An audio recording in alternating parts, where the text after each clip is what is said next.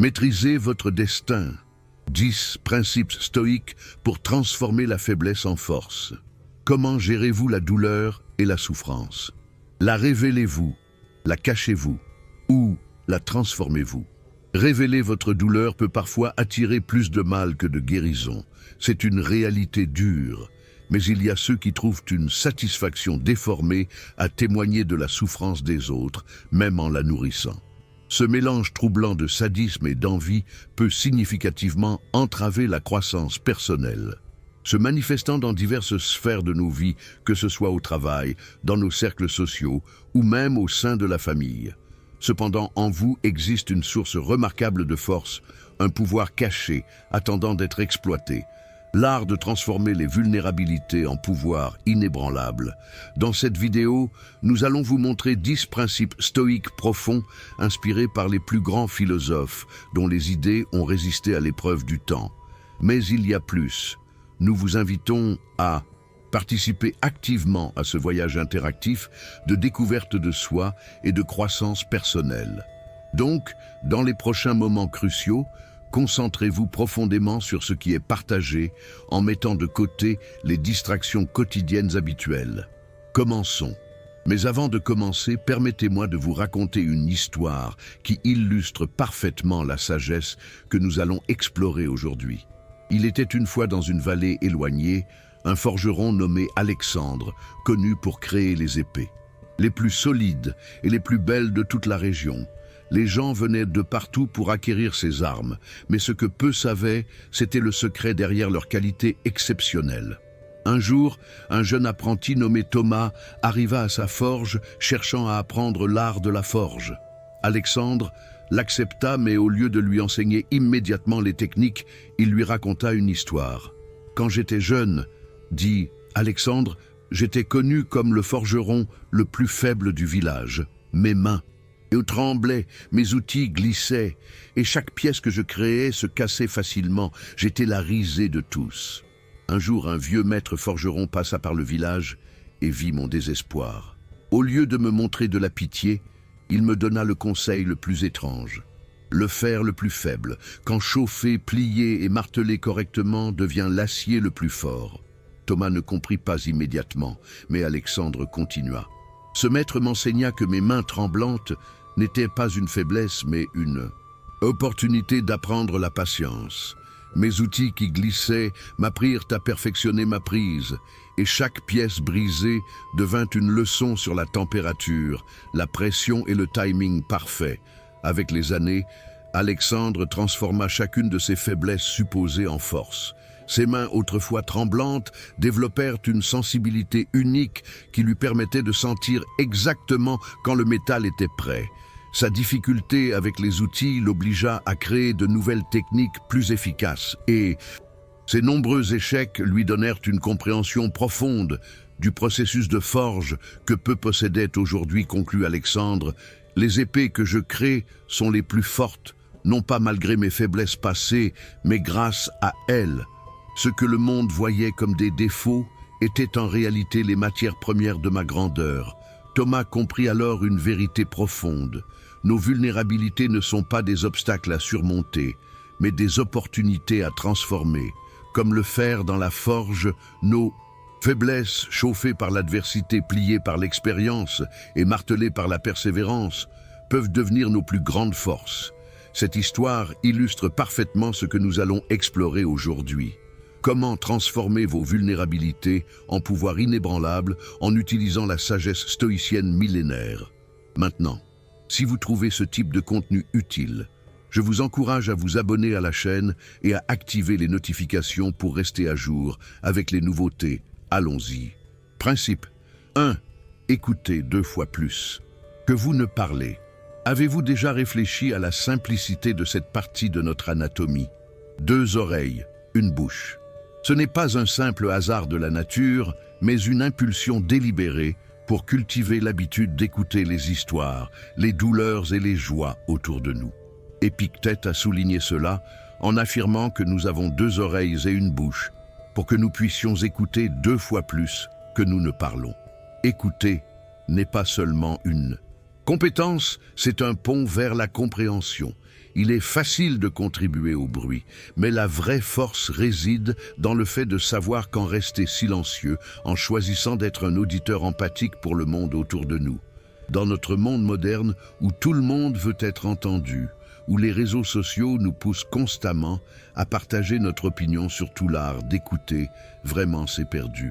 Nous attendons notre tour pour parler, au lieu d'écouter vraiment ce que l'autre personne elle dit. Nos esprits sont déjà en train de formuler notre réponse avant même que l'autre ait fini de parler. Mais pensez-y un instant. Combien de conflits auraient pu être évités si nous avions simplement pris le temps d'écouter vraiment? Combien de relations auraient pu être sauvées? Combien d'opportunités auraient pu être saisies? Les stoïciens comprenaient que l'écoute active n'est pas une faiblesse, mais une force immense. Quand vous écoutez vraiment, vous apprenez. Vous comprenez les motivations des autres, leurs peurs, leurs désirs. Vous gagnez une perspective que vous n'auriez jamais eue autrement. Épictète lui-même était un esclave, avant de devenir l'un des philosophes les plus respectés de Rome. Comment a-t-il fait ce voyage remarquable? En grande partie, en écoutant, en observant, en absorbant la sagesse de ceux qui l'entouraient, il transforma sa position de faiblesse, celle d'esclave sans voix, en une position de force, celle de sage dont les mots résonnent encore 2000 ans plus tard. Alors, comment pouvons-nous appliquer ce principe dans nos vies quotidiennes? Premièrement, quand quelqu'un vous parle, mettez vraiment de côté vos distractions, pas seulement votre téléphone, mais aussi les distractions mentales. Arrêtez de planifier votre réponse et écoutez simplement. Deuxièmement, pratiquez l'écoute empathique. Essayez de comprendre non seulement les mots, mais les émotions et les intentions derrière eux. Mettez-vous à la place de l'autre personne. Troisièmement, posez des questions. Montrez que vous écoutez vraiment en cherchant à approfondir votre compréhension. Au lieu de simplement attendre votre tour pour parler, engagez-vous dans un véritable dialogue. Quatrièmement, observez le silence. Parfois, le plus grand cadeau que vous pouvez offrir à quelqu'un est simplement votre présence silencieuse et attentive. Vous n'avez pas toujours besoin d'avoir une solution ou un conseil. Parfois, les gens ont juste besoin d'être entendus. En développant cette compétence, vous transformerez ce qui pourrait sembler être une faiblesse, le silence en une force immense, la sagesse. Vous construirez des relations plus profondes, vous éviterez des conflits inutiles et vous gagnerez des perspectives précieuses que ceux qui parlent constamment ne découvriront jamais. Comme le disait le philosophe Zénon de Citium, nous avons 2 oreilles et une bouche pour que nous puissions écouter 2 fois plus que nous parlons. Principe 2. Ne permettez pas aux commentaires et attitudes des autres de contrôler votre vie. Vous êtes-vous déjà senti facilement influencé par les paroles et les émotions des autres? Chaque commentaire négatif, chaque regard désapprobateur tirant vos cordes, dictant vos émotions. Épictète nous rappelle que dans ce théâtre de la vie, nous avons le choix de maîtriser nos émotions. Pourquoi permettre à la négativité d'autrui de devenir la clé maîtresse de votre état émotionnel? Les mots peuvent blesser, les attitudes peuvent faire mal, mais la vérité nue est qu'en vous noyant dans la colère ou en vous effondrant sous les critiques, vous livrez votre pouvoir. Il est temps de récupérer cette clé, non pas avec ressentiment ou amertume, mais avec la compréhension que votre paix, votre joie sont seulement à vous pour gouverner. Imaginez que vous portez une armure invisible. Chaque commentaire négatif, chaque critique injuste est comme une flèche lancée vers vous. Maintenant, vous avez 2 options. Vous pouvez laisser ces flèches pénétrer votre peau, vous blesser profondément et dicter comment vous vous sentez. Ou vous pouvez porter cette armure stoïcienne qui laisse ces flèches rebondir sans même égratigner votre surface. La différence n'est pas dans les flèches. Elles seront toujours lancées. C'est dans votre réaction. C'est dans votre capacité à reconnaître que les opinions des autres, même celles qui semblent importantes, ne définissent pas qui vous êtes. Marc Aurèle, empereur de Rome, écrivait dans ses méditations: « Vous avez le pouvoir sur votre esprit, pas sur les événements extérieurs. Réalisez cela, et vous trouverez la force. Cette sagesse est incroyablement puissante, pensez-y vraiment. Chaque fois que vous laissez un commentaire d'un inconnu sur Internet ruiner votre journée, vous donnez à cet inconnu un pouvoir immense sur votre bien-être. Chaque fois que vous modifiez votre comportement uniquement pour éviter la critique de quelqu'un qui ne vous connaît même pas vraiment, vous vivez la vie de quelqu'un d'autre, pas la vôtre. Alors comment briser ce cycle? Premièrement, développer la conscience de soi. Quand vous sentez vos émotions être déclenchées par les mots ou actions de quelqu'un d'autre, faites une pause, respirez, reconnaissez ce qui se passe. J'ai laissé les mots de cette personne m'affecter. Deuxièmement, questionnez la source. Est-ce que cette personne qui me critique connaît vraiment ma situation, ma lutte, mon histoire? Souvent, la réponse est non. Et si la réponse est non, pourquoi donner tant de poids à leur opinion? Troisièmement, rappelez-vous que les critiques en disent souvent plus sur celui qui critique que sur vous. Les gens projettent leurs propres insécurités, leurs propres peurs, leurs propres échecs sur les autres. Quand quelqu'un vous critique, il révèle souvent quelque chose sur lui-même, pas sur vous. Quatrièmement, construisez votre propre boussole interne. Définissez vos valeurs, vos principes, vos objectifs et utilisez-les comme guide. Au lieu de demander « est-ce que les autres approuveront ?», demandez-vous « est-ce aligné avec mes valeurs ?» Cinquièmement, pratiquez la compassion. Même envers ceux qui vous critiquent. Ils sont probablement en train de lutter avec quelque chose. Cela ne signifie pas que vous devez accepter leur comportement. Mais comprendre leur humanité peut vous aider à ne pas prendre leurs mots personnellement. La transformation de cette vulnérabilité, votre sensibilité aux opinions des autres en force, se produit quand vous réalisez que vous seul avez le pouvoir de décider comment vous vous sentez. Pas votre patron, pas votre famille, pas les inconnus sur Internet. Seulement vous. Comme l'a dit Épictète, les gens ne sont pas perturbés par les choses, mais par les vues qu'ils prennent d'elles. Changez votre vue, et vous changerez votre vie. Principe 3. Soyez prêts à accepter le pire. L'imprévisibilité de la vie peut être écrasante.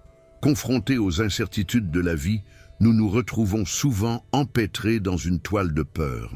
La sagesse d'Épictète offre une perspective utilisée. Embrassez le pire.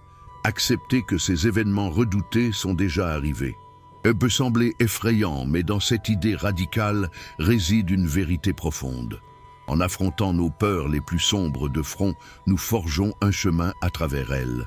Notre esprit n'est plus enchaîné aux suppositions et apprend à naviguer dans les complexités de la vie avec résilience et grâce. Accepter le pire peut véritablement être la porte d'entrée vers la paix intérieure.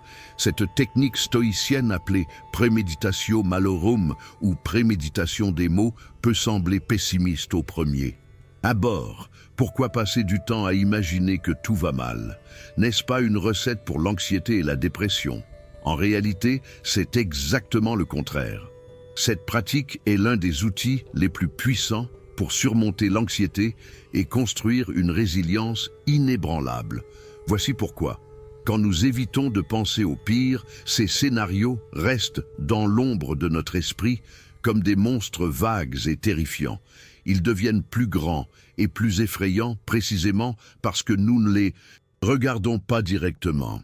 Mais quand nous amenons ces peurs à la lumière, quand nous les examinons vraiment, quelque chose de remarquable se produit. Elles deviennent gérables, elles perdent leur pouvoir sur nous. Prenons un exemple. Imaginez que vous ayez peur de perdre votre emploi. Cette peur vous hante, vous empêche de dormir, vous rend anxieux au travail. Maintenant, au lieu d'éviter cette pensée, asseyez-vous et demandez-vous vraiment quel est le pire qui pourrait arriver. Je perdrai mon emploi. D'accord. Et ensuite, je devrais peut-être déménager dans un appartement plus petit. Je devrais réduire mes dépenses. Je devrais chercher un nouvel emploi. Peut-être accepter un travail temporaire pendant que je cherche. Est-ce difficile? Oui. Est-ce la fin du monde? Non. En passant par ce processus, vous réalisez deux choses importantes. Premièrement, même, le pire scénario est quelque chose que vous pourriez gérer. Vous avez des ressources de la résilience des options. Deuxièmement, en acceptant mentalement. Cette possibilité, vous lui enlevez son pouvoir de vous terroriser. Sénèque, un autre grand philosophe stoïcien, écrivait « Celui qui a anticipé l'avenir s'est libéré de l'anxiété. Quand vous vous préparez mentalement au pire, vous créez un espace de calme dans votre esprit. Vous n'êtes plus paralysé par la peur de ce qui pourrait arriver, parce que vous avez déjà fait face à cette peur. Mais attention, cette pratique n'est pas la même chose que l'inquiétude. L'inquiétude est passive, répétitive et ne mène nulle part. La préméditation stoïcienne est active, intentionnelle et constructive. Vous imaginez le pire, vous l'acceptez, et ensuite, vous passez à l'action pour soit le prévenir, soit vous préparer à le gérer. Comment pratiquer cela dans votre vie? Premièrement, choisissez une peur spécifique, quelque chose qui vous préoccupe vraiment. Deuxièmement, imaginez en détail le pire scénario. Ne vous contentez pas de survoler vraiment, visualisez-le. Troisièmement, demandez-vous, comment gérerai-je cela? Quelles seraient mes options? Quelles ressources ai-je? Quatrièmement, réalisez que même dans le pire scénario, vous avez de la résilience, de la force des possibilités. Cinquièmement, avec cette acceptation, retournez au présent et agissez. Peut-être prenez des mesures pour prévenir ce scénario ou pour vous préparer à le gérer. Cette pratique transforme ce qui semble être une faiblesse, votre peur du futur, en une force, la capacité de faire face à n'importe quoi avec courage et sérénité. Comme l'a dit Épictète, ce n'est pas ce qui arrive qui compte, mais comment nous réagissons à ce qui arrive. Principe 4. N'ayez pas peur d'échouer, car c'est la seule façon de progresser. Imaginez un monde où vos échecs sont vos tremplins vers le succès. Épictète, le sage stoïcien, croyait en l'idée d'embrasser le fait d'être fou, parce que seulement quand vous n'avez pas peur d'échouer, vous n'avez pas honte de trébucher, vous grandissez vraiment. La vraie maîtrise n'est pas un éclair de génie, mais une poursuite implacable. Un voyage rempli d'erreurs qui sculptent nos imperfections. Ce chemin n'est pas facile, rempli de frustrations, de doutes de soi et de moments où abandonner semble la seule option. Mais c'est aussi où la passion s'allume, où la résilience se construit et où la transformation réelle se produit. Notre culture moderne a un problème sérieux avec l'échec. Nous voyons des histoires de succès sur les réseaux sociaux, mais jamais les innombrables échecs qui les ont précédés. Nous voyons l'athlète champion, mais pas les milliers d'heures d'entraînement ratées. Nous voyons l'entrepreneur à succès, mais pas les 3 entreprises qui ont fait faillite avant. Cette vision déformée crée en nous une peur paralysante de l'échec. Nous évitons de prendre des risques, de sortir de notre zone de confort, d'essayer quelque chose de nouveau, parce que nous avons peur d'échouer. Mais voici la vérité brutale. Si vous n'échouez pas, vous ne progressez pas. Pensez à un enfant qui apprend à marcher. Combien de fois tombe-t-il? Des centaines de fois. Chaque chute est-elle un échec? Ou est-ce une partie nécessaire du processus d'apprentissage? L'enfant ne se juge pas, ne se critique pas, ne décide pas. Je ne suis pas fait pour marcher.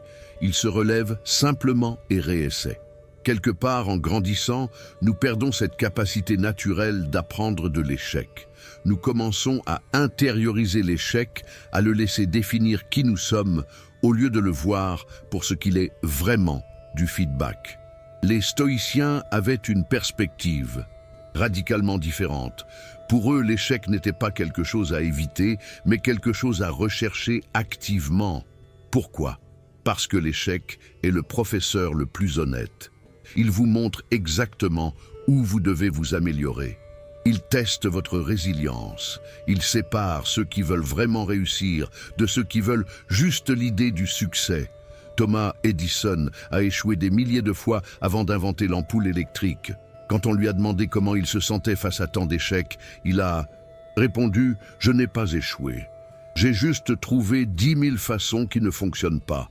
Cette mentalité est puissante. » C'est la différence entre voir l'échec comme une fin définitive et le voir comme des données précieuses. Alors comment développer cette mentalité? Premièrement, redéfinissez l'échec. Au lieu de le voir comme une preuve de votre inadéquation, voyez-le comme un feedback sur votre approche. Ce n'est pas « je suis un échec », c'est « cette approche n'a pas fonctionné. Quelle est la prochaine chose que je peux essayer? Deuxièmement, célébrez vos échecs. Oui, vous avez bien lu. Quand vous échouez, c'est parce que vous avez essayé quelque chose. Vous êtes sorti de votre zone de confort. Vous avez pris un risque. C'est quelque chose à célébrer, même si le résultat n'était pas ce que vous espériez. Troisièmement, analysez vos échecs. Qu'avez-vous appris? Qu'est-ce qui a fonctionné? Qu'est-ce qui n'a pas fonctionné? Que feriez-vous différemment la prochaine fois? Chaque échec est riche en leçons, si vous prenez le temps de les extraire. Quatrièmement, partagez vos échecs. La vulnérabilité est une force, pas une faiblesse. Quand vous partagez vos échecs, vous normalisez le processus d'apprentissage. Vous inspirez les autres à essayer. Vous construisez des connexions authentiques. Cinquièmement, continuez d'avancer. La seule vraie échec est d'arrêter d'essayer. Tant que vous continuez d'avancer, même lentement, même en trébuchant, vous progressez. La transformation de cette vulnérabilité, votre peur de l'échec en force, se produit quand vous réalisez que l'échec n'est pas l'opposé du succès, c'est une partie intégrante du succès. Chaque personne qui a accompli quelque chose de significatif a échoué encore et encore. Comme l'a dit le philosophe stoïcien Sénèque, les difficultés renforcent l'esprit comme le travail fait pour le corps. Principe 5. Simplifier, car la vraie richesse est dans la simplicité.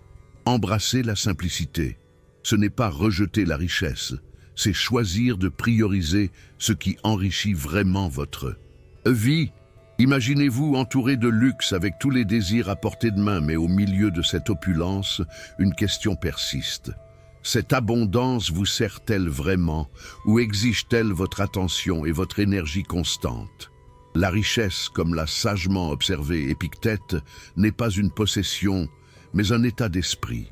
En choisissant la simplicité, vous vous libérez du cycle implacable de factures de prêt et de l'horloge incessante des paiements par carte de crédit. Cette libération n'est pas seulement financière, c'est une liberté émotionnelle et mentale profonde. Il s'agit de trouver la richesse dans les joies simples de la vie, en comprenant que la vraie richesse réside dans les expériences, les relations et la connaissance de soi, pas dans l'accumulation matérielle. Notre société moderne est obsédée par l'accumulation. Plus de vêtements, plus de gadgets, plus de choses. Nous sommes bombardés de messages nous disant que le bonheur se trouve dans le prochain achat, dans la prochaine mise à niveau, dans la prochaine acquisition. Mais est-ce vrai? Avez-vous déjà remarqué que l'excitation d'un nouvel achat s'estompe rapidement? Cette nouvelle voiture qui vous rendait si heureux devient juste votre voiture après quelques semaines. Ce nouveau téléphone qui semblait indispensable est déjà dépassé quelques mois plus tard. Les psychologues appellent cela l'adaptation hédonique. Nous nous adaptons rapidement à tout changement positif et revenons à notre niveau de bonheur de base. C'est pourquoi la poursuite du bonheur à travers les possessions matérielles est comme courir sur un tapis roulant. Vous bougez constamment, mais vous n'arrivez jamais vraiment quelque part. Les stoïciens comprenaient cela il y a 2000 ans. Ils enseignaient que la vraie richesse n'est pas dans ce que vous possédez, mais dans ce dont vous n'avez pas besoin. Plus vous pouvez être heureux, avec moins, plus vous êtes libre. Pensez-y, vraiment. Chaque possession que vous avez exige quelque chose de vous. Elle exige de l'espace pour être stocké, de l'argent pour être entretenu, de l'attention pour être organisée, de l'énergie mentale pour être gérée. Votre maison pleine de choses que vous utilisez rarement est comme un poids invisible que vous portez. Votre garage encombré d'équipements que vous aviez l'intention d'utiliser est un rappel constant de projets inachevés. Votre placard plein de vêtements que vous ne portez jamais crée une décision fatigante chaque matin. La simplicité, ce n'est pas vivre avec rien, c'est vivre avec juste assez. Ce qui est juste assez pour vous sera différent de ce qui est juste assez pour quelqu'un d'autre. Il ne s'agit pas de suivre une règle arbitraire, mais de questionner chaque possession, chaque engagement, chaque activité.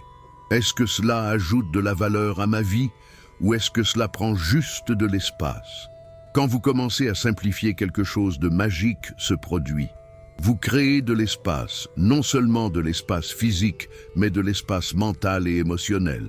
Vous avez plus de temps pour ce qui compte vraiment, plus d'énergie pour les personnes que vous aimez, plus de clarté pour vos objectifs.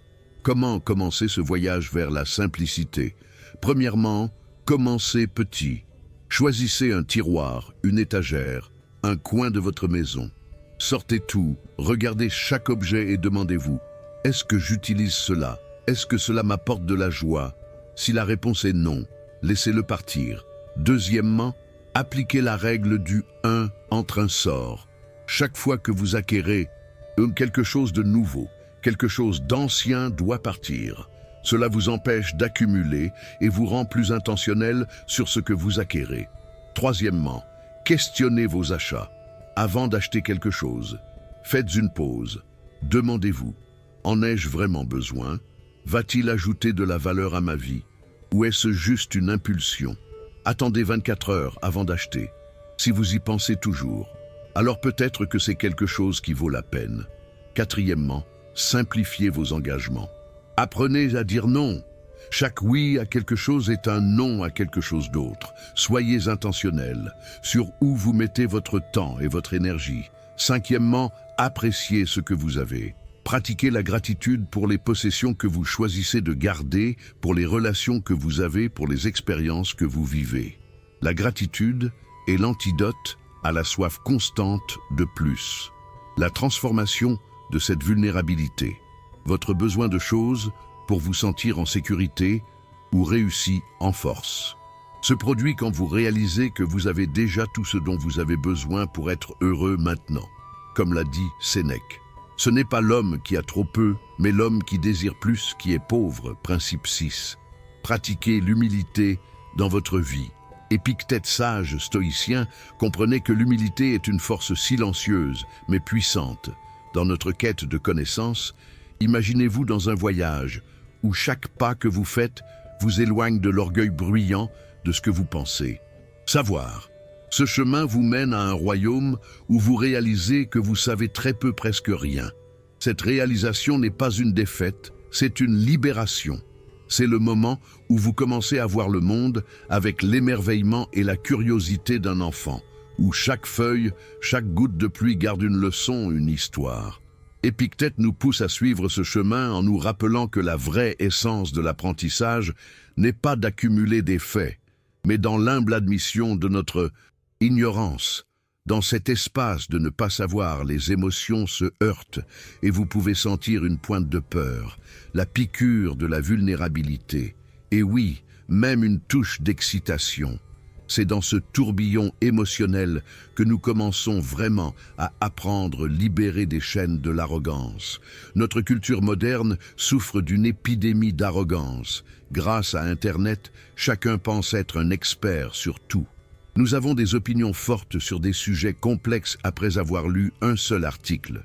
Nous débattons avec passion de choses que nous comprenons à peine. Nous confondons l'information avec la compréhension et la connaissance avec la sagesse. Cette arrogance nous coupe de l'apprentissage véritable. Quand vous pensez déjà tout savoir, pourquoi écouteriez-vous? Pourquoi questionneriez-vous? Pourquoi exploreriez-vous? Vous devenez fermé, rigide, incapable de grandir. L'humilité, au contraire, est ce qui ouvre les portes à l'apprentissage véritable, à la croissance authentique, aux connexions profondes avec les autres. Quand vous admettez humblement que vous ne savez pas tout, vous créez un espace pour la curiosité, pour la découverte, pour la transformation. Socrate, l'un des fondateurs de la philosophie occidentale, était célèbre pour dire « Je sais que je ne sais rien ». Cette admission n'était pas une fausse modestie, c'était une reconnaissance profonde, que plus vous apprenez, plus vous réalisez l'immensité de ce que vous ne savez pas. Pensez à cela comme à un cercle. Votre cercle de connaissances est entouré par un cercle beaucoup plus grand d'ignorance. Plus votre cercle de connaissances grandit, plus sa circonférence qui touche l'ignorance grandit aussi. Donc, paradoxalement, plus vous apprenez, plus vous réalisez combien vous ne savez pas. Cette réalisation pourrait sembler décourageante, mais elle est en fait libératrice. Elle enlève la pression d'avoir toutes les réponses, elle vous permet de dire « je ne sais pas » sans honte. Elle vous ouvre à apprendre de tout le monde et de tout. Comment cultiver l'humilité?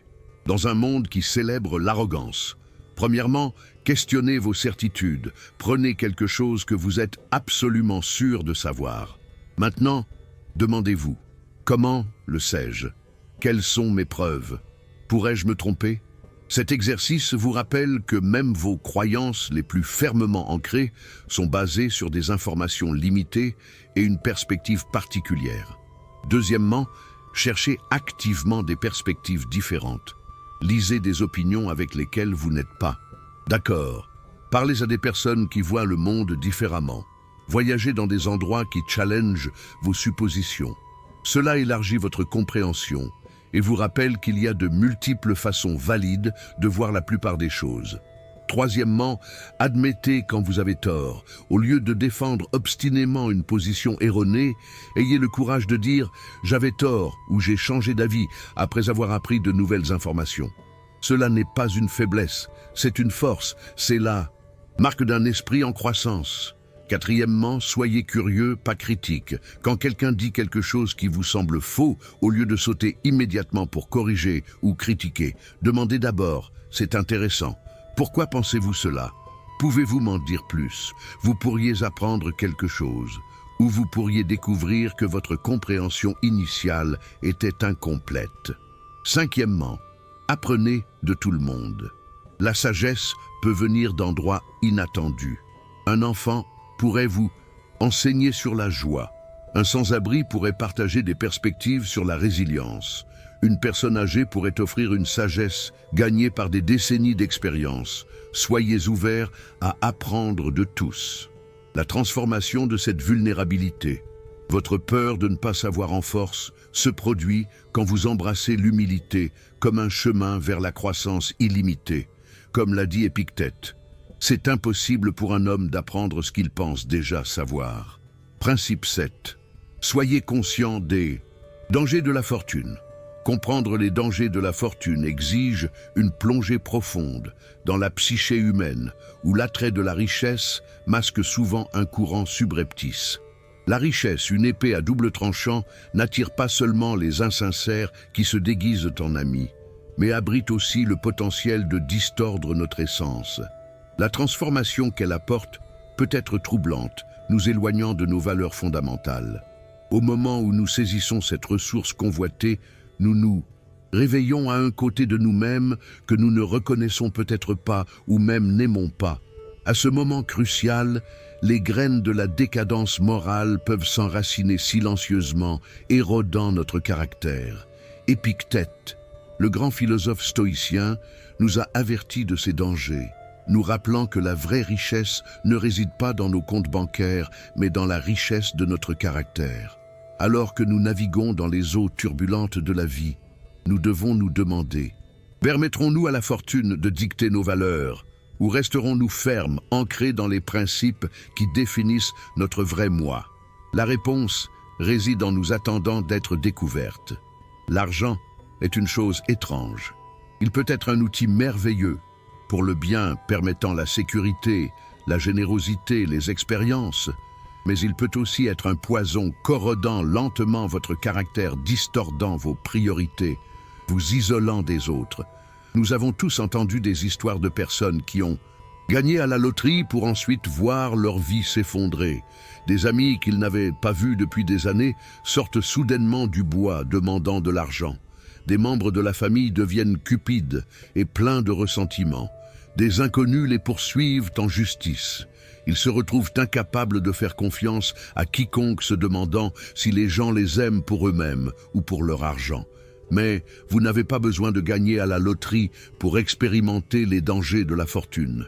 Même une richesse modeste peut créer des problèmes si vous n'êtes pas vigilant. L'argent a une façon de révéler le caractère. Si vous êtes généreux, l'argent vous permettra d'être encore plus généreux. Si vous êtes égoïste, l'argent amplifiera votre égoïsme. Si vous êtes anxieux, l'argent vous donnera plus de choses à vous inquiéter. Les stoïciens ne disaient pas que l'argent est mauvais. Ils disaient qu'il est indifférent. Ce qui compte, c'est comment vous le traitez, comment vous le gagnez, comment vous le dépensez, comment vous y pensez. Voici quelques dangers spécifiques à surveiller. Premièrement, la corruption de caractère. Quand l'argent devient votre priorité principale, vous commencez à faire des compromis. Vous acceptez un travail que vous détestez pour le salaire. Vous restez dans une relation qui ne vous sert pas pour la sécurité financière. Vous sacrifiez votre intégrité pour un profit. Petit à petit, vous devenez quelqu'un que vous ne reconnaissez pas. Deuxièmement, l'isolement. La richesse peut créer une barrière entre vous et les autres. Les gens vous traitent différemment, soit avec déférence, soit avec envie. Vous commencez à vous demander si les gens vous aiment vraiment ou s'ils veulent juste quelque chose de vous. Vous vous entourez d'autres personnes riches qui comprennent, mais cela vous isole du reste du monde. Troisièmement, la dépendance. Ironiquement, plus vous avez d'argent, plus vous pouvez en devenir dépendant. Vous vous habituez à un certain niveau de vie. Vous commencez à avoir besoin de choses qui étaient autrefois des luxes. Votre seuil de ce qui est assez continue d'augmenter. Quatrièmement, la peur de la perte. Quand vous avez beaucoup à perdre. Cette peur peut être paralysante. Elle peut vous empêcher de prendre des risques, de poursuivre vos passions, de vivre pleinement. Comment naviguer ces dangers? Premièrement, maintenez une perspective. Rappelez-vous régulièrement que l'argent est un outil, pas un objectif final. Demandez-vous, pourquoi est-ce que j'utilise cet outil? Est-ce que cela sert mes valeurs ou est-ce que cela me contrôle? Deuxièmement, pratiquez le détachement. Appréciez ce que vous avez, mais tenez-le légèrement. Soyez prêt à le laisser partir si nécessaire. Rappelez-vous que vous n'avez rien apporté dans ce monde et vous n'apporterez rien en sortant. Troisièmement, donnez généreusement. La générosité est l'antidote à la cupidité. Quand vous donnez, vous rappelez que l'argent est censé circuler, pas être thésaurisé. Vous créez de la connexion au lieu d'isolation. Vous utilisez votre richesse pour améliorer la vie des autres, pas seulement la vôtre. Quatrièmement, gardez vos valeurs au centre. Avant de prendre une décision importante, surtout celle qui implique de l'argent, demandez-vous, est-ce aligné avec mes valeurs? Est-ce que cela me rapprochera de la personne que je veux être? Ou est-ce que cela me compromet? Cinquièmement, restez connecté aux gens de tous horizons. Ne vous isolez pas dans une bulle de richesse. Maintenez des relations avec des personnes qui vous connaissaient avant que vous ayez de l'argent, avec des personnes qui vous défieront, qui vous tiendront responsable, qui se soucient de vous, pas de votre compte bancaire.